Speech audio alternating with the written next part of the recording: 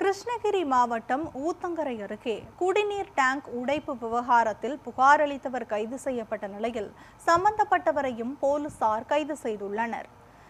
எட்டிப்பட்டி ஊராட்சிக்குட்பட்ட திடீர்குப்பம் கிராமத்தில் குடிநீர் தொட்டி சேதப்படுத்தப்பட்டதாக சர்ச்சை எழுந்துள்ளது.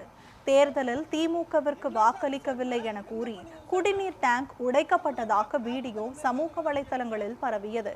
இது தொடர்பாக இளவரசன் என்பவர் காவல் நிலையத்தில் பெருமாள், ஜெயவேல் உள்ளிட்ட 4 பேர் மீது புகார் அளித்துள்ளார். இந்நிலையில் இளவரசனை அவரது வீட்டில் வைத்து போலீசார் கைது செய்தனர். போலீசாரின் நடவடிக்கை சர்ச்சையை ஏற்படுத்திய நிலையில் டேங்க் உடைத்த விவகாரத்தில் சம்பந்தப்பட்ட ஜெயசங்கரை கைது செய்துள்ளனர். மேலும் சிலரை போலீசார் தேடி வருகின்றனர். உங்களை கூப்பிடுறோமா, நீங்க வாங்க.